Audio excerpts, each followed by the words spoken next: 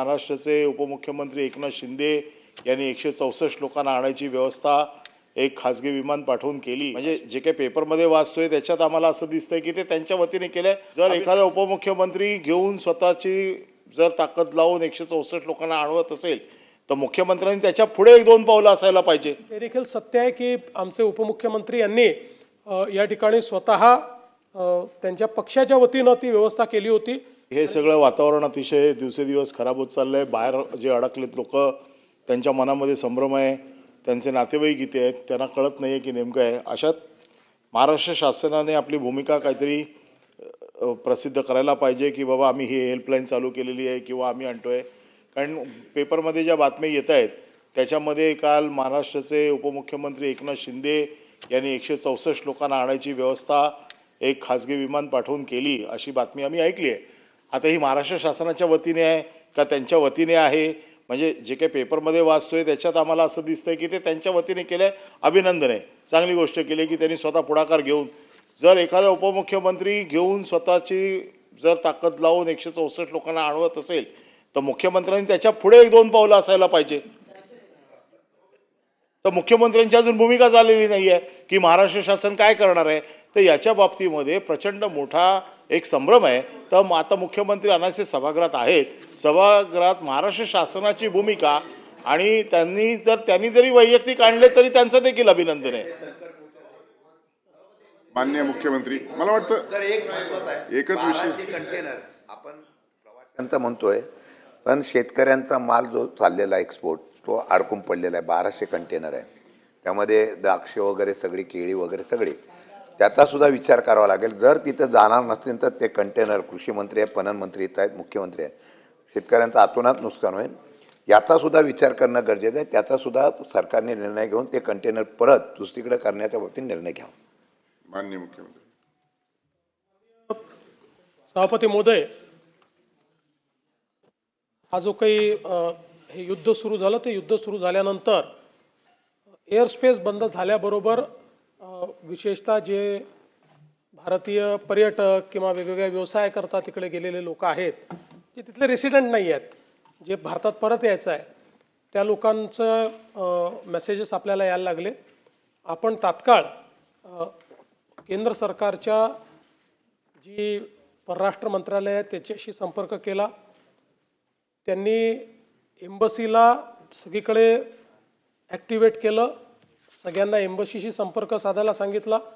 पण आपल्याला याची कल्पना होती की नुसतं एम्बसीला संपर्क साधून हे होणार नाही, म्हणून आपल्या राज्याचे जे मदत व पुनर्वसन आपत्ती व्यवस्थापन मंत्री आहेत श्री गिरीश महाजन यांना आपण ती जबाबदारी दिली। आपण एक व्हॉट्सॲपचा नंबर सगळ्यांना दिलेला आहे, त्या व्हॉट्सॲपच्या नंबरवर लोक संपर्क करत आहेत। त्यांच्या ज्या तिथल्या अडचणी आहेत त्या आपण दूर करण्याचा प्रयत्न करतो आणि त्यांना परत आणण्याच्या दृष्टीने देखील सगळे प्रयत्न आपण हे सुरू केलेले आहेत। मुळामध्ये आपल्याला माहिती आहे की एअर इंडियाची विमानं आता हळूहळू त्या ठिकाणी जात आहेत आणि लोकांना परत आणत आहेत। काही एअर स्पेसेस बंद आहेत, काही सुरू आहेत, तर जिथनं आणता येतं आहे तिथनं आणण्याचा सगळा प्रयत्न चाललेला आहे।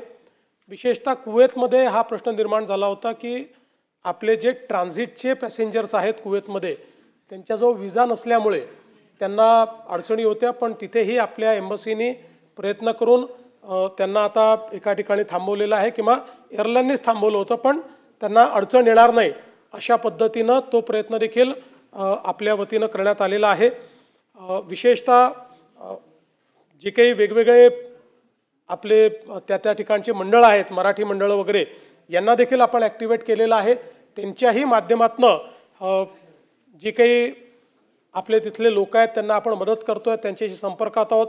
व्हिडिओच्या कॉलच्या माध्यमातनं स्वतः गिरीश महाजन त्यातल्या अनेक लोकांशी बोललेले आहेत आणि त्यांच्याशी चर्चा देखील केलेली आहे। आपल्या इथे आपले जे चीफ ऑफ प्रोटोकॉल आहेत श्री गावंडे, त्यांना देखील आपण ही जबाबदारी दिली होती, कारण ते फॉरेन सर्व्हिसचे ऑफिसर आहेत।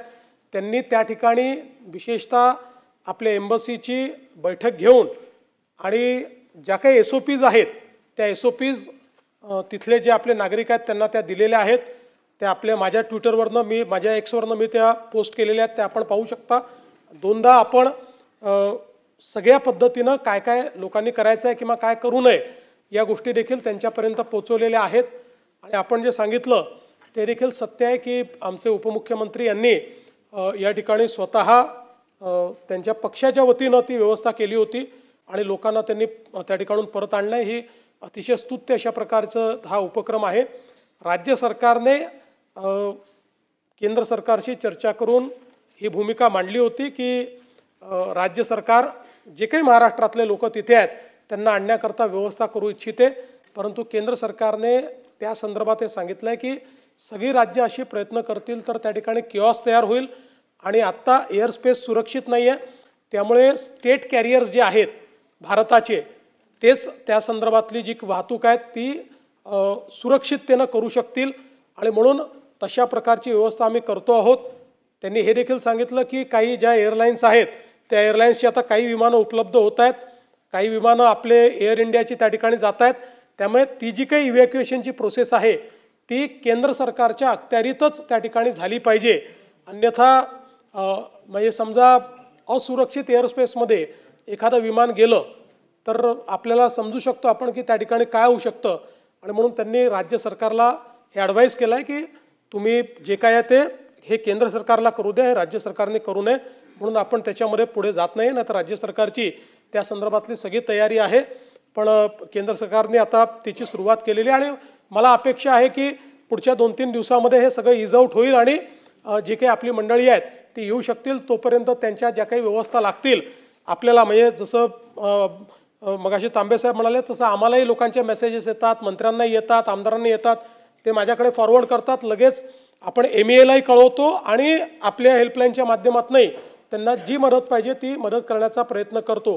आपले आमदार मिहीर कोटेचा जे आहेत त्यांनी देखील दुबईमध्ये त्यांच्या ओळखीतले लोकांच्या माध्यमातून त्या ठिकाणी एक सगळ्यांकरता जेवणाची व्यवस्था 2 वेळची ही त्यांनी सुरू केलेली आहे. म्हणजे ज्यांचे, कारण काही लोक असेही असतील की पैसे कमी आहेत किंवा कमी पैसे घेऊन गेले होते तर त्यांच्याकरता ती व्यवस्था देखील त्यांनी केली आहे.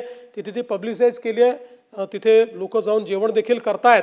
त्यामुळे वेगवेगळ्या पद्धतीनं ही मदत करण्याचा आपला प्रयत्न आहे. मी एवढंच सांगतो की गेल्या जर आपण 5-10 वर्षातला अनुभव बघितला असेल तर परदेशातले भारतीय जे आहेत, स्टुडंट्स आहेत, पर्यटक आहेत, यांच्याबद्दल माननीय प्रधानमंत्री मोदीजींचं सरकार अत्यंत सेन्सिटिव्ह आहे आणि अतिशय विपरीत परिस्थितीतनं देखील लोकांना परत आणण्याचं काम त्यांनी केलं आहे. त्यामुळे केंद्र सरकार पूर्णपणे या बाबीवर लक्ष ठेवून आहे आणि लोकांची सुरक्षितता आणि युद्धाची परिस्थिती यातनं लोकांना परत आणण्याकरता सगळ्या उपाययोजना केल्या जात आहेत. सगळ्या लोकांना या ठिकाणी सुरक्षित परत आणण्याचं काम हे केंद्र सरकार करेल आणि राज्य सरकार सातत्याने त्याचा पाठपुरावा करत राहील. आपल्यापैकी कोणाकडे जर असे मेसेजेस आले तर ते आम्हाला फॉरवर्ड करा, आम्ही ते MEAला देतो आणि MEAकडनं डायरेक्ट त्यांच्याशी संपर्क साधला जातो आणि त्यांना आश्वस्त केलं जातं की बाबा त्यांच्या अडचणी असतील तर त्या अडचणी सोडवल्या जातात आणि त्यांना आश्वस्तही केलं जातं की कधी त्यांची इव्हॅक्युएशनची व्यवस्था होऊ शकते हे टेंटेटिव्हली त्यांना त्या ठिकाणी सांगितलं जातं. त्यामुळे या सगळ्या परिस्थितीमध्ये या सभागृहाच्या माध्यमातूनही परदेशात अडकलेले जे काही आपले लोक आहेत त्या सगळ्यांना पूर्ण सुरक्षिततेतून आपण परत आणू हा विश्वास मी देऊ इच्छितो. दुसरं, आपण बाकी ज्या गोष्टी सांगितल्या तेलाचं वगैरे, तर त्याची आत्ता तरी आपण काळजी करू नये, केंद्र सरकार करते आहे.